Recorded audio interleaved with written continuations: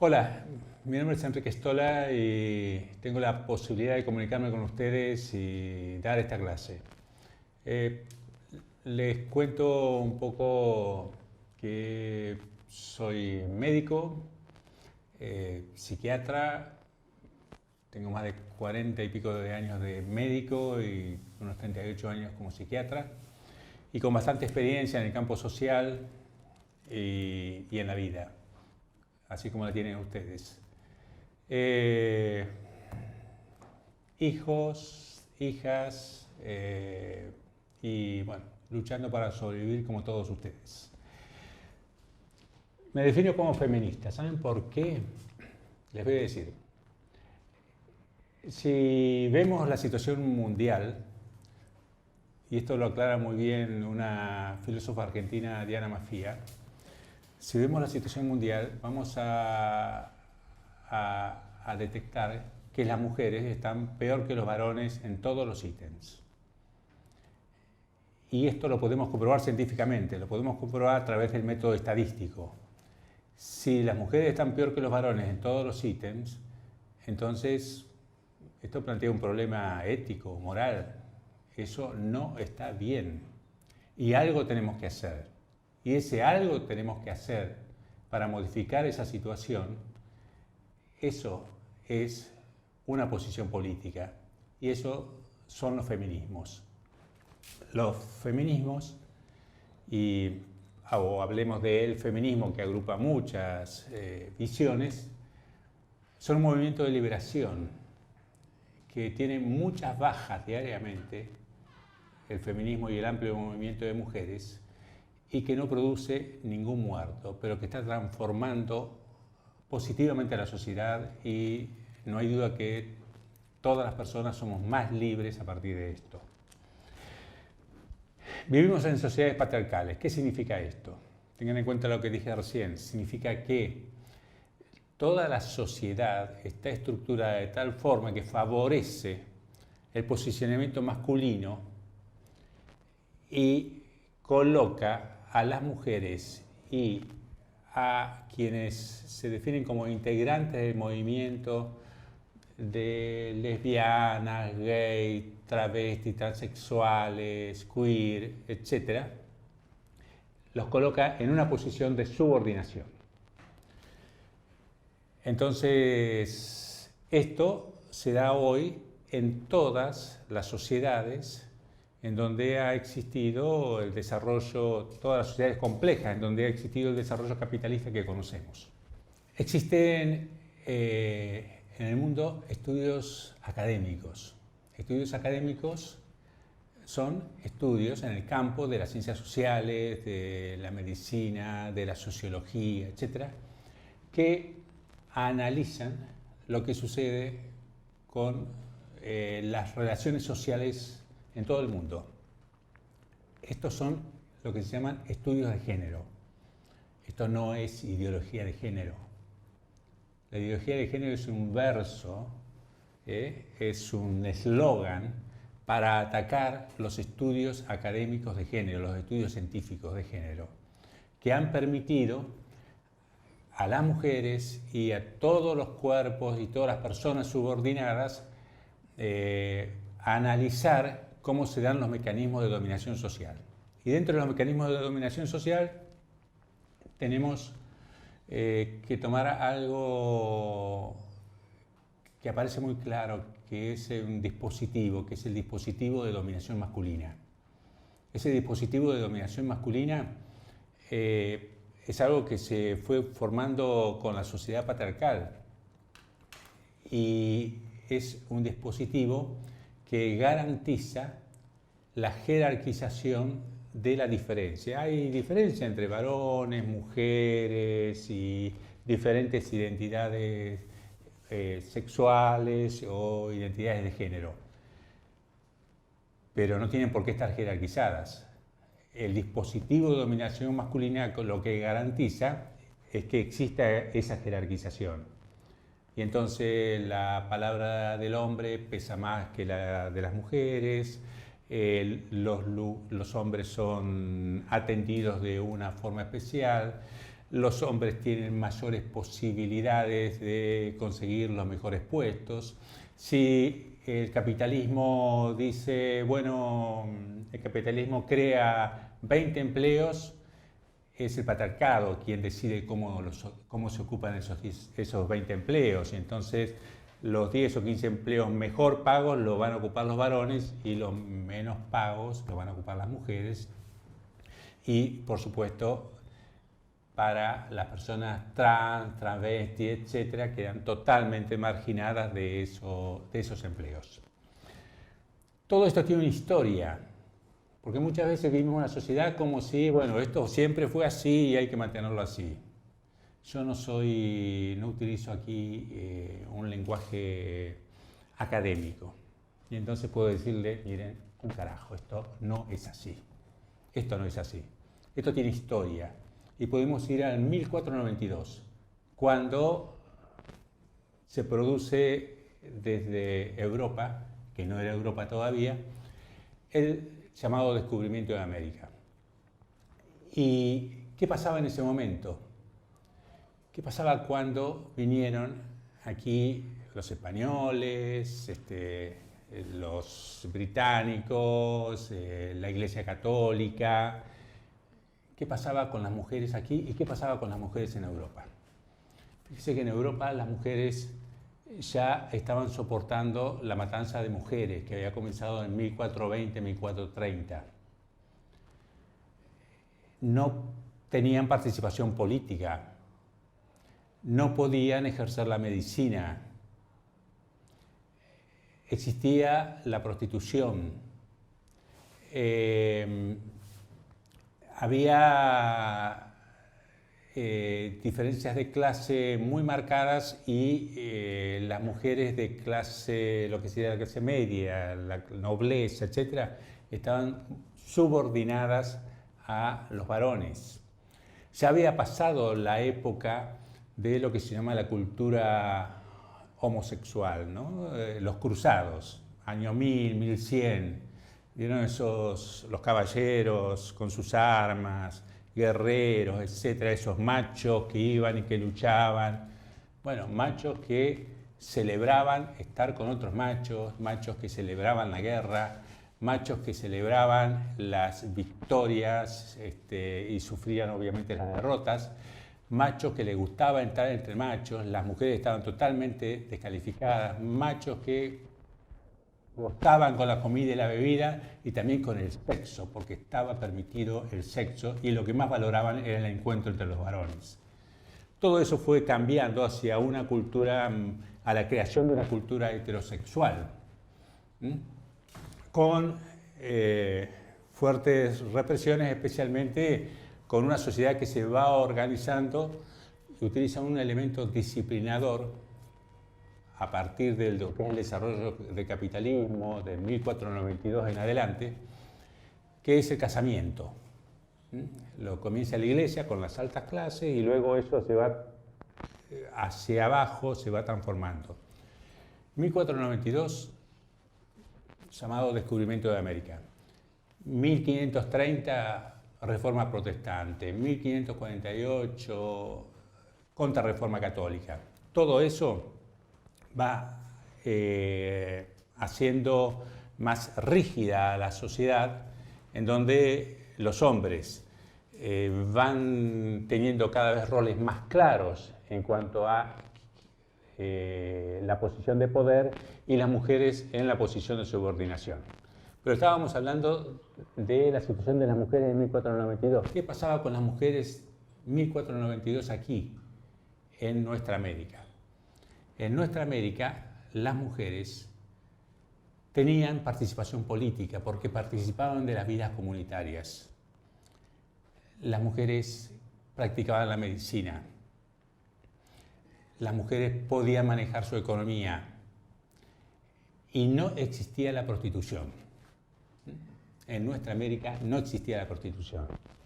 Todo eso se rompe con la dominación de la colonización. Se rompen las estructuras económicas, aparece la pobreza, las personas no tienen cómo sobrevivir, aparecen las matanzas y también se gesta esto de las mujeres en situaciones de prostitución. O sea que esto es un fuerte legado que todavía subsiste de lo que ha sido la colonización y el desarrollo capitalista. Esto se fue profundizando hasta que los roles claramente estereotipados en el 1700, 1800, pensemos que la matanza de mujeres duró hasta el 1750, 1800, los roles ya estaban muy rígidos. Aún así, las mujeres siempre estuvieron resistiéndose a la dominación, siempre. Y así como se resistían las mujeres a la dominación, también se resistían los esclavos a la esclavitud y los pueblos a la dominación colonial. Damos un salto, vamos a la década del 60. La década del 60 es la década en donde la juventud, por primera vez en el mundo, se expresa como sector social. Nunca había ocurrido que la juventud se expresara así en todos los países. No voy a hacer una valoración de si estaba bien, estaba mal. Fue un fenómeno social que cuestionaba los poderes existentes. Mayo francés, Córdoba en Argentina, guerrillas en América Latina, guerras de liberación anticolonial, revolución cultural en China, revolución cubana. Bueno, era un cuestionamiento absolutamente a todos los poderes. Los movimientos en contra de las dictaduras estalinistas. ¿Y qué pasaba en Estados Unidos? No solo pasaba esto, sino que en donde la juventud estaba en contra de la guerra de Vietnam, en contra del militarismo, en contra del autoritarismo, sino que también en todo el mundo se estaba produciendo la revolución sexual. Y las mujeres norteamericanas, las feministas norteamericanas, hicieron un aporte fundamental que hoy nos permite de alguna forma estar hablando sobre esto de violencia de género, abuso sexual, etc. Porque fueron las mujeres norteamericanas que en la década del 60 hicieron visible que el lugar más peligroso para las mujeres era la propia casa. Fueron las mujeres norteamericanas, las feministas, las que lograron la despenalización del aborto. Fueron esas mujeres norteamericanas las que empezaron a denunciar que sus hijos sufrían incesto paterno-filial. Esto es, que ese papá cristiano que iba todos los domingos a la iglesia, etc., se cogía a los nenes y a las nenas. Esto es el incesto paterno-filial, que sigue estando y que por suerte y gracias a la lucha de las mujeres se visibiliza y se puede llegar a prevenir, y muchos de estos abusadores terminan presos. Y el que las mujeres norteamericanas hicieran visible lo que es el abuso sexual contra niños y niñas fue algo que conmocionó a las sociedades. ¿Cómo los padres van a cogerse los nenes? ¿Cómo los varones van a hacer eso? Sí, sí, porque existe lo que se llama, ¿saben qué? Cultura de la violación. Esta cultura de la violación tiene que ver con esto de la sociedad patriarcal, esto de que los machos somos criados de tal forma que pensamos que los espacios nos pertenecen, que tenemos un afán de conquista, que los objetos nos pertenecen y que los cuerpos de las demás personas, fundamentalmente las mujeres o cualquier cuerpo subordinado, nos pertenece. Y si nos pertenece, podemos hacer lo que se nos antoja con esos cuerpos. Cuando existe ese nivel de conciencia, de propiedad, que algunos machos que ejercen violencia extrema lo tienen muy en claro, y dicen, vos me pertenecés, vos sos mujer, vos no podés pensar sola, tenés que hacer caso a lo que yo digo. Algunos machos lo tienen muy en claro y otros machos violentos no lo tienen tan en claro, pero lo actúan así de claro. Y lo actúan así de claro violando violando a sus compañeras, violando a sus esposas, violando a sus hijos o hijas, y eso violando las guerras, violando a las mujeres lesbianas, diciéndole, bueno, lo que se llama violaciones correctivas, ahora vas a aprender lo bueno que es estar con un macho y seguramente te va a gustar porque a cualquier mujer le gusta estar con un buen macho, e idioteces por el estilo que todo machista piensa. Para poder visibilizar esto tenemos que siempre hablar de la historia de las mujeres y de las historias del movimiento LGTBIQ, o sea, el movimiento de lesbianas, gay, travesti, trans, queer, etc.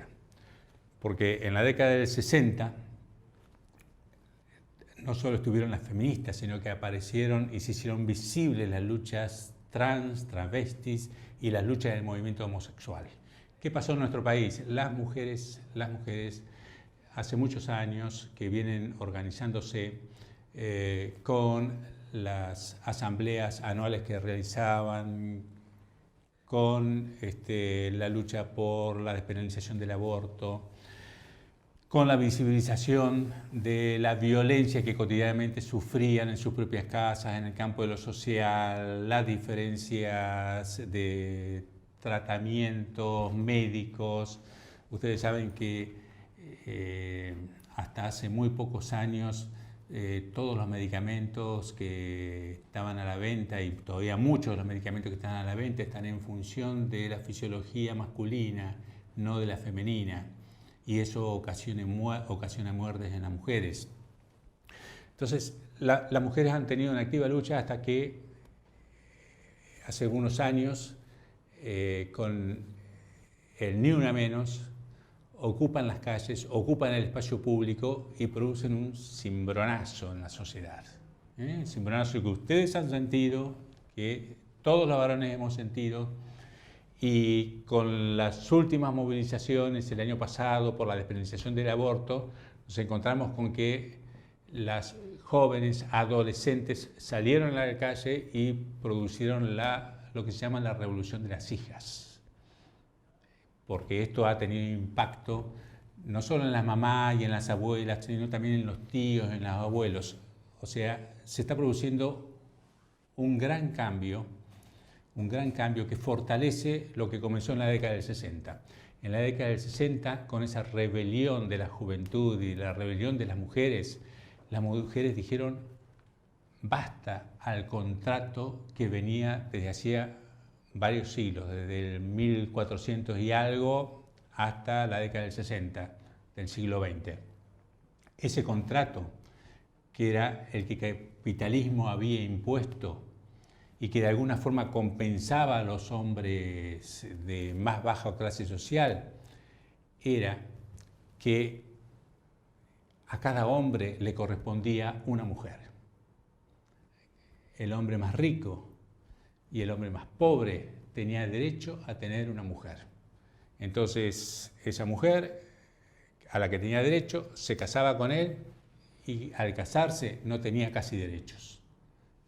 Aún en nuestro país, para salir del país necesitaba la firma de su marido. Y hasta el año 2012 existía aquí la figura del avenimiento. Esto es, si un violador violaba a una mujer y la mujer en ese estado de sometimiento en la que estaba lo perdonaba y se casaba con él, el tipo quedaba liberado. Fíjense lo que es el dispositivo de dominación masculina, en donde las leyes estaban amparando a los violadores. Y eso se eliminó solo cuando una mujer fue asesinada 2 o 3 días después de casarse con el violador. Los varones en las sociedades patriarcales nos perjudicamos mucho. Morimos antes que las mujeres, nos entrenan para participar en situaciones de violencia, nos entrenan para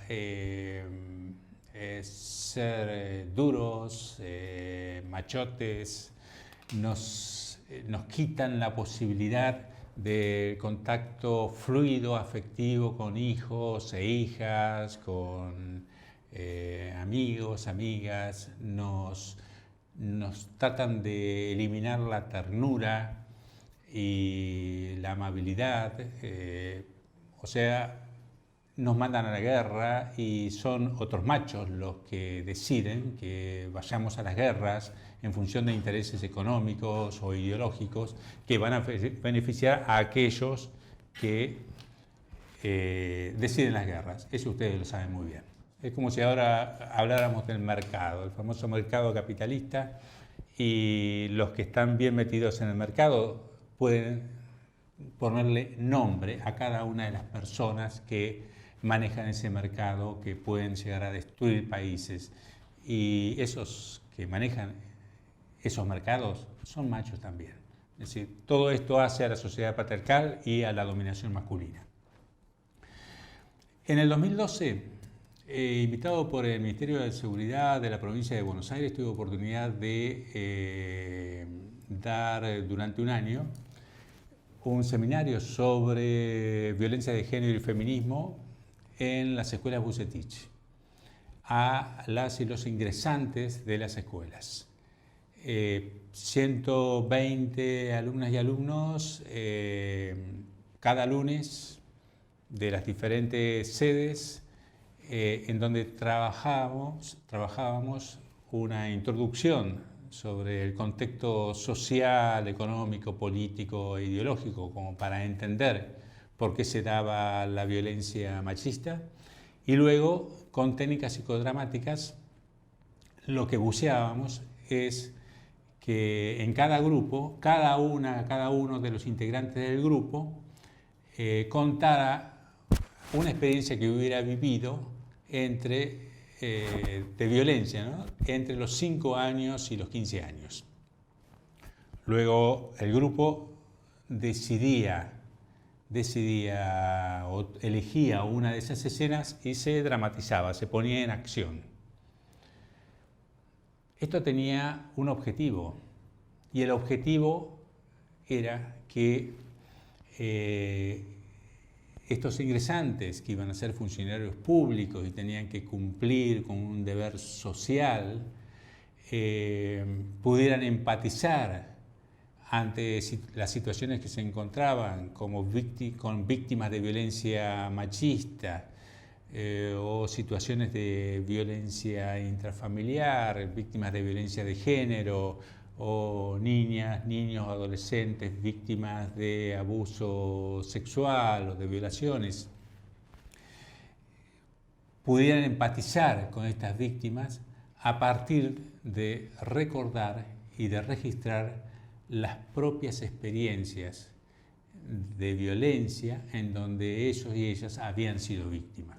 Y yo creo que este es un ejercicio que ustedes pueden hacer, que ustedes pueden recordar en qué les pasó entre los 5 años y los 15 años, y van a ver que muchos de ustedes se van a acordar de episodios de violencia terribles que lo hicieron sufrir muchísimo, y que les produjeron mucho dolor, y ese es el dolor que hoy están sintiendo otras mujeres, niñas y niños que están siendo víctimas de violencia.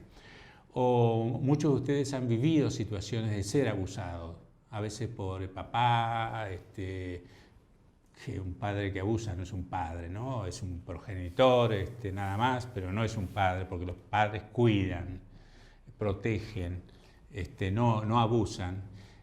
O pueden haber sido abusados por un abuelo, un familiar, un vecino, etc. Y quizás no lo hablaron nunca con nadie.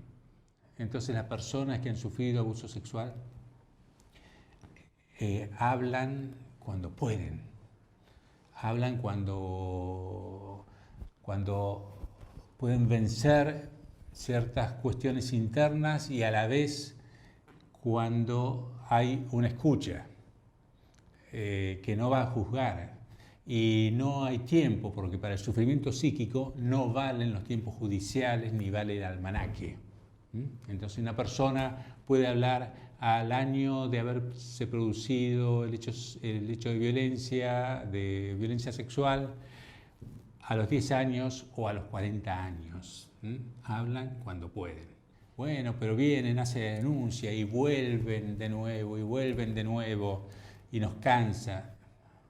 Ustedes tienen el deber ante las situaciones de violencia y de abuso de no cansarse nunca. No tienen derecho al cansancio, porque tienen la obligación de asistir permanentemente.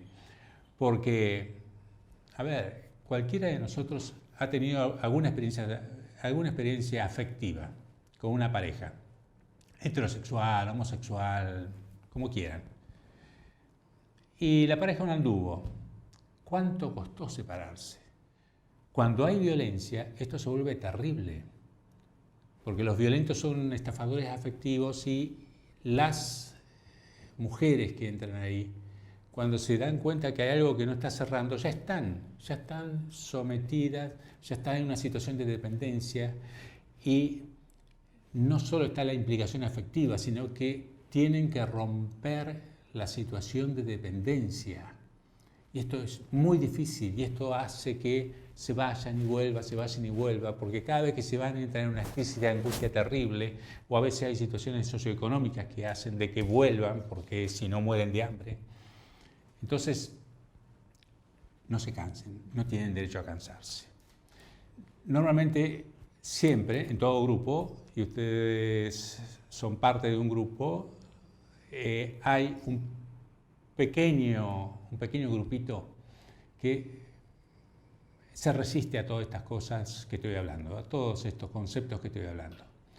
Y se resiste porque tiene una concepción machista. Entonces quiero darle un consejo a vos, si sos machista, te quiero dar un consejo. Porque si sos machista, tenés que ser coherente. Y seguramente podrás tener hijas y podrás tener hijos. Pero si sos machista, vas a criar a tus hijas desde una clara perspectiva machista. Entonces, te voy a dar una recomendación para que si tenés una hija machista y en función de tu perspectiva machista, tengas cierta garantía de que en el futuro, cuando esta hija crezca, tenga a partir de los 15 años, 16 años y en adelante, y si no tiene la buena suerte de encontrarse con una feminista y no se revela al mandato, vos puedas garantizar que tu hija en el futuro tenga altísimas probabilidades de que la caguen a palo o la maten.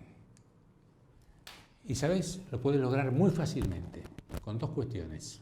Una, cada vez que puedas, en cada cumpleaños, en cada aniversario, cada vez que puedas, andá a la juguetería, fíjate los juguetes de color rosa que hay, esas variaciones de rosa, y comprarle todos a ella. La planchita, la muñeca, comprarle todo, porque son juguetes que usados día a día van a producir un entrenamiento corporal de servicio al macho. Y eso es muy importante para lograr ese tipo de mujer. Un entrenamiento corporal de servicio al macho. Y si tiene un hermano, mejor todavía, porque cuando llega el momento, por ejemplo, de almorzar o cenar, que sea la mamá y ella la que levanten la mesa y que sirvan a los machos de la casa. Que le sirvan a tu hermano, que le sirva al hermano porque es el hermano. Esto lo seguimos viendo hoy. El segundo elemento, unas simples palabras que tenés que decir, es comportate como una señorita. Y repetíselo hasta el cansancio, en cada momento. De golpe se sentó, tiene las piernas abiertas, cerra las piernas, comportate como una señorita. Se pone a saltar, vos no tenés por qué saltar, porque esos son juegos de machos. Vos tenés que jugar acá, en este metro cuadrado. Comportate como una señorita. Y repetíselo, y no es necesario que se lo expliques. ¿Sabes por qué? Porque va a ir por ahí a un jardín de infantes o a una escuela en donde va a encontrar una maestra machista que le va a decir comportate como una señorita. y le va a enseñar que tiene que pararse de determinada forma, tiene que ocultar parte de su cuerpo, no tiene que abrir las piernas, tiene que tener las piernas siempre cruzadas porque si no los machos se pueden calentar. Le va a enseñar todo eso, comportate como una señorita. Entonces, si juntás el entrenamiento corporal y comportate como una señorita, vas a lograr o un adolescente o una jovencita que va a estar en una situación de subordinación en relación al macho. Como el mercado de varones ofrece una gran cantidad de oferta de machos violentos dispuestos a domesticar mujeres, bueno, te podrás felicitar. Has logrado eso y seguramente, si es que no se encuentra con una feminista, tu hija tiene altas posibilidades de ser una mujer golpeada o asesinada.